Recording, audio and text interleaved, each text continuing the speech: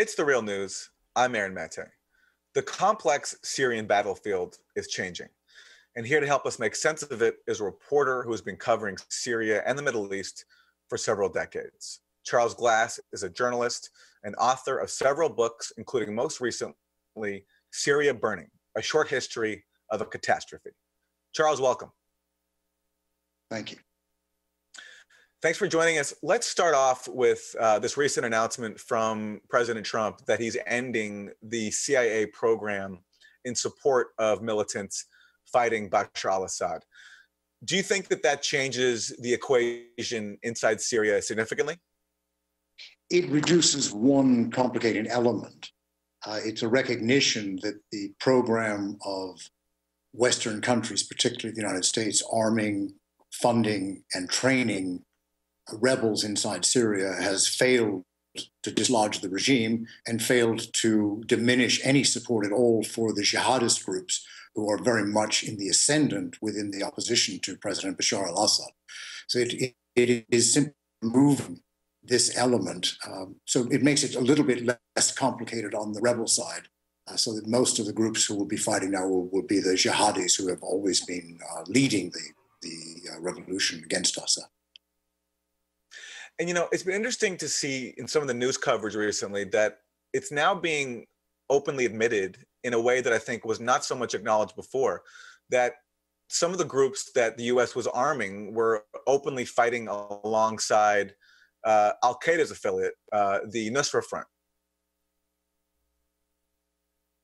Well, they were fighting alongside ISIS and the Nusra Front, which is now the Front for the Liberation of Syria.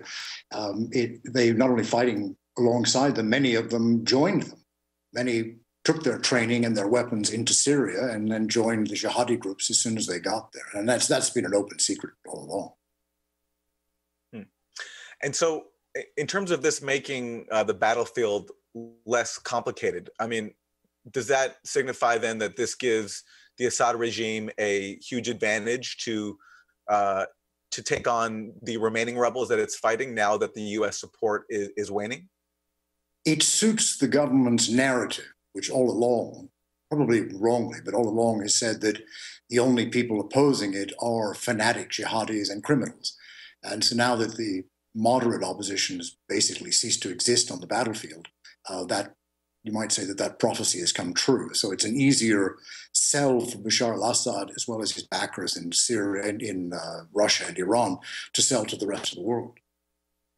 Right. Okay. So one other backer is, of course, Hezbollah, and they've recently scored a major victory against al-Qaeda affiliated fighters in Arsal, and now they're taking on the Islamic State. Can you talk about that front? Well, Arsal is a village in mainly Sunni Muslim Lebanese village, almost abutting the Syrian border.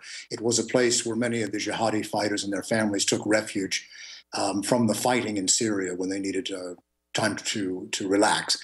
The Lebanese army tried to drive them out, failed in the first instance in 2014, and many of its soldiers and policemen were taken prisoner by the Islamic State and by Nusra. The Lebanese army within Lebanon has been, in the last month, driving them out of the village of Arsal. And on the other side, on the Syrian side of the border, the Syrian army and Hezbollah have been hitting them very hard there. So it looks as if in the coming weeks and days, that border will be secure and will no longer be an infiltration route for the jihadis in Syria to come into Lebanon. Okay, and let's talk about Idlib province, where the al-Qaeda affiliate has made a major gain recently, and there's been fears of basically of a complete takeover of the whole province of Idlib by al-Qaeda. Can you talk about what's going on there and what it would mean if al-Qaeda does control the entire province? Well, Idlib province has been the cradle of the rebellion for the last year. Whenever the government has negotiated the surrender of rebels in the suburbs of Aleppo and in eastern Aleppo or in the suburbs of Damascus, and have offered them the option of surrendering or leaving the combat areas, they have chosen to go to Idlib. And the government, that suits the government very well to confine them all to Idlib.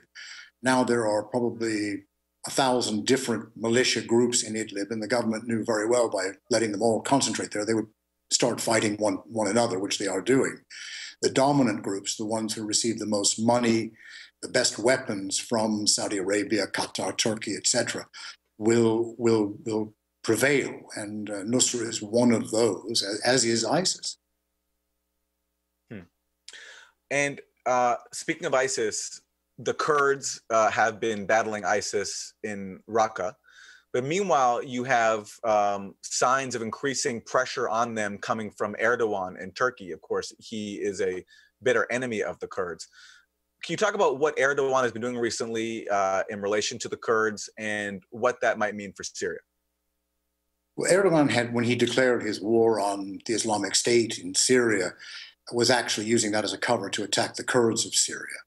The Kurds, who have an understanding with the government of Bashar al-Assad that they don't fight against his forces and his forces don't fight against them, this disturbed Erdogan, who does not want autonomy for the Kurds in Syria because it will impact on the Kurds of also the Kurdish group that is doing the fighting, the YPG, is backed by the Turkish Kurdish organization, the PKK, the Kurdish Workers' Party, which the Turks have always branded as a terrorist movement. So they see any Kurdish presence along their border as a threat to Turkey's territorial integrity. I want to ask you also about the resignation that was just announced by the veteran UN prosecutor Carla Del Ponte from the UN Commission investigating Syrian war crimes. And this is what she said. She said, at first there was good and bad, the opposition on the side of good and the government in the bad role. But today, everyone in Syria is on the bad side. The Assad government had perpetrated horrible crimes against humanity and used chemical weapons. And the opposition is now made up of extremists and terrorists. Your thoughts on that, Charles, and what her resignation signifies at this stage of the conflict? Unfortunately, her resignation signifies the failure of the UN system to deal with human rights abuses in Syria by any side. And we've witnessed the terrible crimes that the Islamic State committed in Raqqa and in other areas that it conquered, crucifying people, burning them, throwing them out. We've also witnessed the regime's crimes.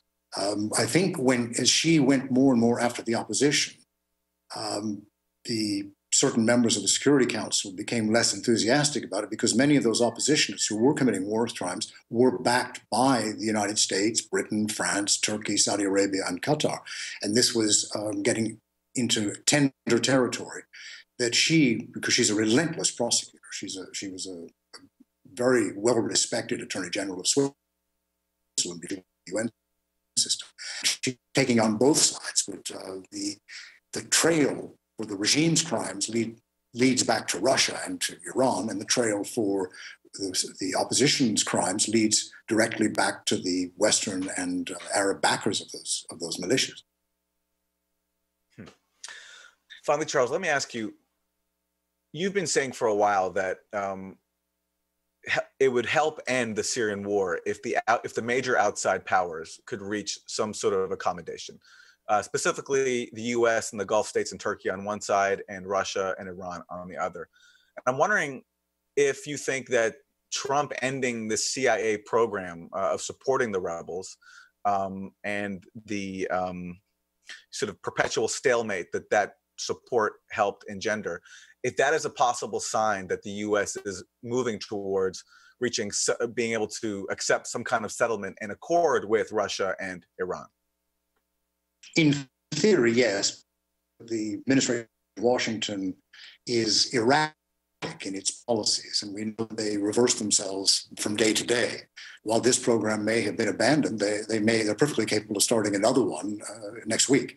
But if they are going to be consistent and give up this program, give up arming one side in the civil war, and then calling on the Russians to do the same with the other side, there might be some hope of an accommodation. Remember that in Lebanon, which was next door, there was a civil war that went on for 15 years. Now, neither Lebanon nor Syria manufactures weapons. Both of them had to receive those outside powers. And in Lebanon, in 1990, the outside powers decided enough was enough, and they forced the Lebanese to sign an agreement at Taif in Saudi Arabia to end their civil war. Not all of the warlords in Lebanon liked the agreement, but they agreed to it, they signed it, and the Lebanese war ended. A similar approach could be taken in Syria, where the rebels and the regime may not like the terms of whatever agreement the US and Russia impose on them, but it would be good for the Syrian people to see this war that's gone on for over 6 years, killed as many people, end.